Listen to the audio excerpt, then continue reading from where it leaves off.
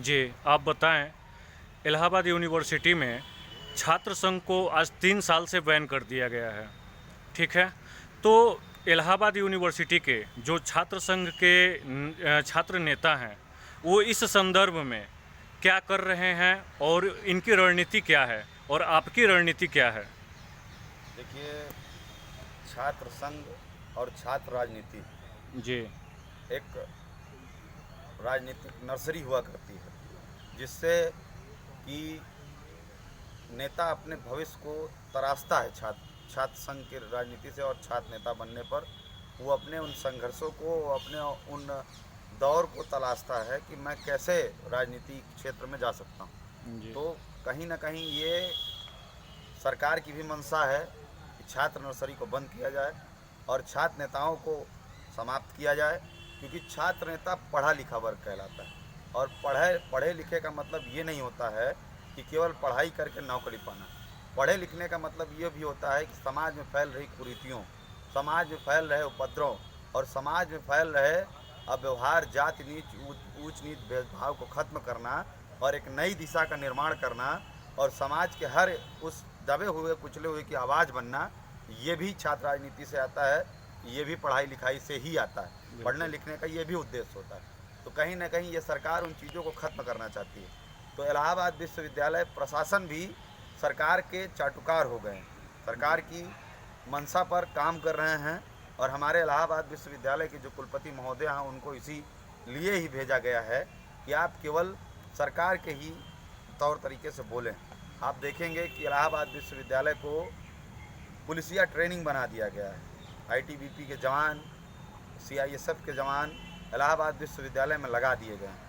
आखिर मैं इलाहाबाद विश्वविद्यालय से आपके चैनल के माध्यम से पूछना चाहता हूँ कि कौन से यहाँ पे अपराधी हैं, कौन से यहाँ पे तड़ी पार आके बस गए हैं कि आप सीआईएसएफ जैसे जवानों को ला के यहाँ पे इलाहाबाद विश्वविद्यालय पटक दिए हैं। जी, यह शिक्षा का संस्थान है जी, और शिक्षा के संस्थान को विद्या का मंदिर कहा गया है। ऐसे मंदिर में ऐसे तमाम फोर्स, दो आईपीएस अधिकारियों को इलाहाबाद विश्वविद्यालय को बुलाने का क्या तात्पर्य है? तो इलाहाबाद विश्वविद्यालय छात्र संघ की ओर से संयुक्त छात्र संघर्ष समिति बैनर के तले मैं ये बताना चाहता हूँ इस इलाहाबाद विश्वविद्यालय को कि अगर आप अपने इस फरमान को वापस नहीं लेते हैं और हमारे गौरवमय छात्र संघ को आप बहाल नहीं करते हैं, तो यही छात्र हुजूम उन तमाम प्रोटोकॉल को फॉलो करते हुए, उन तमाम प्रोपेगेंडा को फॉलो करते हुए हम छात्र संघ कराएंगे। हम अपने संयुक्त छात्र संघर्ष समिति को रजिस्टर्ड कराने के बाद उसमें हम छात्र संघ का चुनाव करवाएंगे। जी। अच्छा, एक सवाल आपसे और हम पूछना चाहेंगे। जैसे 3 साल से बंद है, आज समथिंग 726 या 28 दिन हो गए छात्र संघ को बंद किए हुए। लगातार धरनारत आप लोग कंटिन्यू रहते हैं।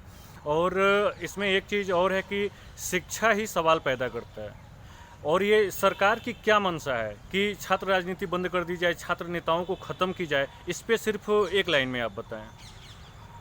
देखिए, जैसा आपने कहा कि आपको केवल एक लाइन में ही सब जवाब देना है, मैंने आपको पूर्ववर्त में भी बताया, मैं फिर बता रहा हूँ जी, कि छात्र राजनीति ही छात्र ही देश का निर्माण और देश के भविष्य को तय करता है। जी, बिल्कुल, क्योंकि वो पढ़ा लिखा वर्ग कहलाता है। बिल्कुल। और इन पढ़े लिखे वर्गों को, इन छात्र नेताओं को आज आप उठा के देखेंगे कि इलाहाबाद विश्वविद्यालय ने 4 प्रधानमंत्री दिए हैं। जी, बिल्कुल। 4 प्रधानमंत्री वो ऐसे डायरेक्ट नहीं बने।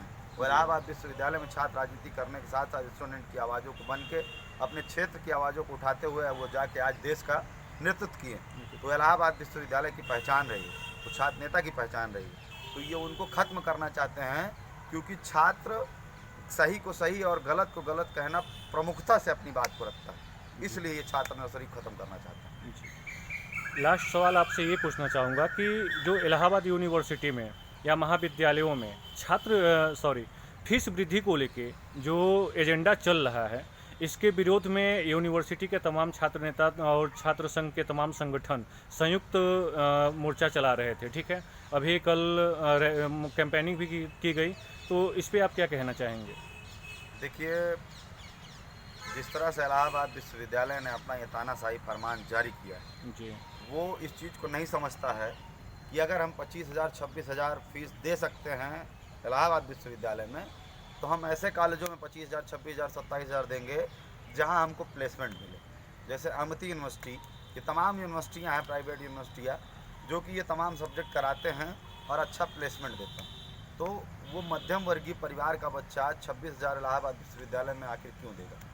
क्योंकि इलाहाबाद विश्वविद्यालय जो IAS और PCS का हब कहा जाता था, आज इलाहाबाद विश्वविद्यालय की रैंकिंग 200 के नीचे चली गई जी और ऊपर भी बढ़ती जा रही। बिल्कुल। तो ये इस पर इलाहाबाद विश्वविद्यालय फोकस्ड ना करके, इलाहाबाद विश्वविद्यालय को धूमिल से बचाने से फोकस न करके, वो हम जैसे आम छात्रों के ऊपर एक प्रहार डाल रही है। एक तरीके से आप ये भी कह सकते हैं कि उच्च शिक्षा को महंगा किया जा रहा है, बिल्कुल। और जो गांव के कृषक समाज से लोग आते हैं, जो छात्र छात्राएं आती हैं, वो फीस महंगी होने के बाद कहीं ना कहीं वो शिक्षा से वंचित रह जाएंगे। बिल्कुल, मैं जी। वही आपको बताना चाहता था कि एक मध्यम वर्गीय परिवार जो कि किसानी और खेती करके अपने बच्चे को इलाहाबाद विश्वविद्यालय में पढ़ाता है, और उस माँ बाप की एक आशाएं होती है कि कहीं ना कहीं हमारा ये लड़का IAS और PCS बनेगा तो हमारे परिवार का उद्धार होगा। लेकिन जब वो 4,000 रुपये महीना 10 बाई 10 के कमरे के लड़के को भेजते हैं रूम का किराया,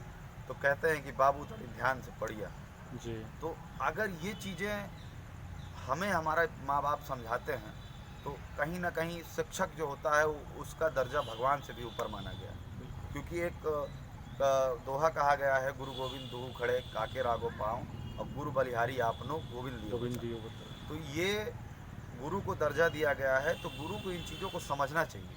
आपने अभी हाल ही में एक वीडियो देखा कि प्राइमरी स्कूल के एक टीचर को विदाई समारोह में बच्चे किस तरह से रोते हैं, बिल्कुल। क्योंकि उसका अपने शिक्षक के प्रति प्यार और स्नेह था, और शिक्षक अपने बच्चों को प्यार और स्नेह दे रहा था। वो आपके इलाहाबाद विश्वविद्यालय में देखने को नहीं मिलेगा।